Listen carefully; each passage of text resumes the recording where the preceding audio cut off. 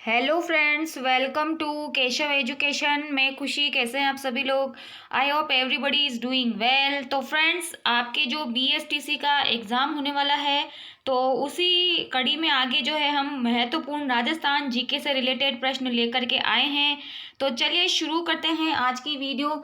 लेकिन सबसे पहले अगर आप हमारे चैनल पर नए हैं तो प्लीज़ हमारे चैनल को सब्सक्राइब जरूर कर दीजिएगा और बेल आइकन पर जाकर प्रेस जरूर कीजिएगा, ताकि इसी तरह से आपको नई नई जो वीडियोस हैं उनकी नोटिफिकेशन मिलती रहे। एंड आई होप आप सभी की तैयारी जो है वो भी बहुत अच्छी चल रही होगी और कंटिन्यू आप अपनी तैयारी जारी रखें। इससे पहले भी हमने जो वीडियो अपलोड की है उनको भी आप ज़रूर देख लें, और एक बार नहीं 2 बार इन वीडियो को देखें, लेकिन सारे प्रश्न आपको याद होने चाहिए। इनमें से प्रश्न आपको देखने को ज़रूर मिलेंगे।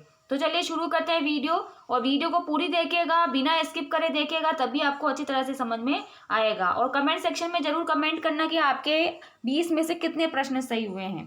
तो पहला प्रश्न देखते हैं। चित्तौड़गढ़ स्थित विजय स्तंभ के निर्माता हैं। तो कौन है विजय स्तंभ के निर्माता? राणा कुंभा, राणा सांगा, राणा प्रताप या राणा राज सिंह? तो किसने की थी विजय स्तंभ की निर्माण किसने किया था? तो ये किया था चित्तौड़गढ़ में राणा कुंभा ने विजय स्तंभ का निर्माण किया था। ठीक है, ये इसका यहाँ पर सही जवाब होगा। अब बढ़ते हैं आगे की तरफ। अगला प्रश्न देखते हैं। जयपुर शहर की योजना किस वास्तुकार ने बनाई थी? Vidyadhar Bhattacharya, Mirza Ismail, colonel James Tod और राजकुमार अल्बर्ट? तो किसने की थी जयपुर शहर की योजना? जो ये की थी विद्याधर भट्टाचार्य ने। ये यहाँ पर इसका सही जवाब होगा। ठीक है, ये यहाँ पर इसका सही जवाब है। अब बढ़ते हैं आगे की तरफ। अब तक जितने भी एग्जाम हुए हैं उन सब में ये प्रश्न आए हुए हैं, और सारे ही प्रश्न जो है बहुत ही ज़्यादा इम्पोर्टेंट है। आमेर के कछवाहा वंश का अंतिम शासक कौन था? सवाई मान सिंह द्वितीय, सवाई भवानी सिंह, सवाई माधो सिंह द्वितीय या सवाई राम सिंह द्वितीय? तो कौन था आमेर के कछवाहा वंश का अंतिम शासक? तो ये था सवाई मान सिंह द्वितीय। ये यहाँ पर इसका सही जवाब होगा। अब बढ़ते हैं आगे की तरफ। अगला प्रश्न देखते हैं। रणथंभौर में चौहान वंश का संस्थापक था। तो रणथंभौर में चौहान वंश का स्थापना किसने की? इसका संस्थापक कौन था? हम्मीर, जेत्र सिंह, पृथ्वीराज तृतीय या गोविंद राज? तो किसने की थी? ये पृथ्वीराज तृतीय ने रणथंभौर में चौहान वंश जो है उसकी स्थापना की थी। ये यहाँ पर इसका सही जवाब होगा। अब बढ़ते हैं आगे की तरफ। अगला प्रश्न देखते हैं। बेराट में किस सभ्यता के अवशेष प्राप्त हुए हैं? मौर्यकालीन सभ्यता, गुप्तकालीन सभ्यता, हड़प्पाकालीन सभ्यता या वैदिक सभ्यता? तो बेराट में किस सभ्यता के अवशेष प्राप्त हुए हैं? ये प्राप्त हुए हैं मौर्यकालीन जो सभ्यता है उसके अवशेष ये प्राप्त हुए हैं बेराट के अंदर। ठीक है, और अभी इसके पहले वाला जो ये प्रश्न था कि रणथंभौर के अंदर, रणथंभौर में चौहान वंश की स्थापना किसने की थी? तो ये की थी गोविंद राज ने। ठीक है, ये किसने की थी? गोविंद राज ने। ये इसका यहाँ पर सही जवाब होगा। अब बढ़ते हैं आगे की तरफ। पृथ्वीराज तृतीय नहीं होगा, गोविंद राज होगा, जिसने रणथंभौर में चौहान वंश की स्थापना की थी। अगला प्रश्न देखते हैं। ये प्रश्न हो चुका है। बेराट में मौर्यकालीन सभ्यता के अवशेष मिले हैं। अगला प्रश्न देखते हैं। आहड़ संस्कृति से संबंधित पूरा स्थल है। ओला, ओजियाना, गुरा या गढ़दड़ा?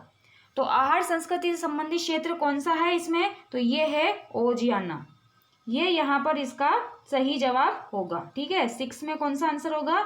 6 में बी आंसर होगा, ओजियाना। और ओजियाना कहाँ आता है? भीलवाड़ा के अंदर। ठीक है, ये भी आपको ध्यान में रखना है। इसी तरह से आपको प्रश्न पूछे जाएंगे। अब बढ़ते हैं आगे की तरफ। अगला प्रश्न देखते हैं। अगला प्रश्न है। राजस्थान में बौद्ध संस्कृति के अवशेष कहाँ मिले हैं? रंगमहल, सद, विराटनगर या फिर बालाथल? तो कहाँ मिले हैं? विराटनगर। बेराट में ही बौद्ध संस्कृति के क्या मिले हैं? अवशेष मिले हैं। तो ये यहाँ पर इसका सही जवाब होगा। अब बढ़ते हैं आगे की तरफ। अगला प्रश्न है। राजस्थान की बहरूपिया कला को विदेशों में किसने प्रदर्शित किया? मोस्ट इम्पोर्टेंट क्वेश्चन है ये। जानकी लाल, देवीलाल परवार, पुरुषोत्तम जी या फिर उदय शंकर? तो इसका सही जवाब क्या होगा? इसका सही जवाब होगा जानकी लाल ने राजस्थान की बहरूपिया कला को विदेशों में प्रदर्शित किया था। ये यहाँ पर इसका सही जवाब होगा। आई होप कि आपको आज की वीडियो, आज के जो प्रश्न है वो जरूर पसंद आएंगे। तो अगला प्रश्न है, कच्ची घोड़ी क्या है? वाद्य यंत्र, व्यावसायिक लोक नृत्य, क्षेत्रीय लोक नृत्य या जातीय लोक नृत्य? तो इसका सही जवाब क्या होगा? व्यावसायिक लोक नृत्य है कच्ची घोड़ी। ठीक है, कच्ची घोड़ी एक व्यावसायिक लोक नृत्य है। ये यहाँ पर इसका सही जवाब होगा। अब बढ़ते हैं आगे की तरफ। अगला प्रश्न है, तुर्रा कलंगी लोकनाट्य के रचनाकार हैं? शाह अली और तुकनीगर, नानू राम और दुलिया राणा, लच्छी राम और उगमराज, वंशीधर भट्ट और किशन भट्ट? तो इसका सही जवाब क्या होगा? शाह अली और तुकनीगर। इन्होंने तुर्रा कलंगी लोक नाट्य जो है इसकी रचना की थी। और तुर्रा कलंगी जो है इसके अंदर शिव और पार्वती जो है उनके जो है नाटक, उनके रूप मतलब उनको बांध करके नाटक किया जाता है तुर्रा कलंगी के अंदर। ठीक है, ये इसका सही जवाब है। फ्रेंड्स, अगर आपने अभी तक हमारे चैनल को सब्सक्राइब नहीं किया तो प्लीज़ सब्सक्राइब जरूर कर लीजिएगा और बेल आइकन पर जाकर ऑल पर क्लिक जरूर कीजिएगा ताकि आपको टाइम टू टाइम जो वीडियोस है उनकी नोटिफिकेशन मिलती रहे। और प्लीज़ वीडियो को ज़्यादा से ज़्यादा शेयर कीजिएगा, लाइक ज़रूर कीजिएगा। ठीक है फ्रेंड्स, तो चलिए बढ़ते हैं आगे की तरफ। अगला प्रश्न देखते हैं, डांडिया नृत्य किया जाता है मारवाड़ क्षेत्र में, मेवाड़ क्षेत्र में, शेखावटी क्षेत्र में या हाड़ौती क्षेत्र में? तो डांडिया नृत्य कहाँ किया जाता है? ये किया जाता है मेवाड़ क्षेत्र के अंतर्गत। ठीक है, ये इसका यहाँ पर सही जवाब होगा। अगला प्रश्न देखते हैं। अगला प्रश्न है, निम्न में से किस शास्त्रीय नृत्य की उत्पत्ति का संबंध राजस्थान से है? कथकली, कुचिपुड़ी, कथक या फिर भरतनाट्यम? तो किससे आता है इसका संबंध? इसका संबंध आता है कथक से। ठीक है, कथक जो है उस शास्त्रीय नृत्य की उत्पत्ति जो है राजस्थान के अंदर हुई है, ऐसा जो है माना जाता है। अगला प्रश्न देखते हैं, रावण हत्ता क्या है? एक प्रकार का नृत्य, वाद्य यंत्र, एक पुस्तक का शीर्षक या स्थान का नाम? तो ये रावण हत्ता जो है वो क्या है? एक वाद्य यंत्र है। ठीक है, एक वाद्य यंत्र है जिसको भोपों के द्वारा बजाया जाता है। ठीक है, ये इसका सही जवाब होगा। आगे बढ़ते हैं, अगला प्रश्न देखते हैं, ऊंट की खाल पर चित्रांकन किस कला शैली की विशेषता है? मोस्ट इंपॉर्टेंट क्वेश्चन है ये। मेवाड़ शैली, मारवाड़ शैली, किशनगढ़ शैली या फिर बीकानेर शैली? तो इसका सही जवाब क्या होगा? इसका सही जवाब होगा बीकानेर शैली। ऊंट की खाल पर चित्रांकन जिसको क्या किस नाम से जाना जाता है? उस्ता कला। ये भी आपको ध्यान में रखना है, उस्ता कला के नाम से इसको जाना जाता है। अब बढ़ते हैं आगे की तरफ। अगला प्रश्न देखते हैं। अगला प्रश्न है, किशनगढ़ शैली का प्रसिद्ध चित्रकार था? मोरध्वज निहालचंद, रामलाल, अली राजा या फिर हसन? तो किशनगढ़ शैली की अगर बात करें तो इसका प्रसिद्ध चित्रकार कौन था? मोरध्वज निहालचंद। ठीक है, जिसने कौन सी जो चित्र है जो उसका प्रसिद्ध है? बणी ठणी जो है ये प्रसिद्ध है इसका चित्र से, है ना, इसको मोनालिसा भी कहा जाता है। अगला प्रश्न देखते हैं। अगला प्रश्न है, मोरनी मांडना किस जनजाति से संबंधित है? भील, गरासिया, मीणा या फिर सहरिया? तो इसका सही जवाब क्या होगा? मीणा जनजाति से ये संबंधित है, मोरनी मांडना। ये यहाँ पर इसका सही जवाब होगा। अब बढ़ते हैं आगे की तरफ। अगला प्रश्न देखते हैं। अगला प्रश्न है, लावणो क्या है?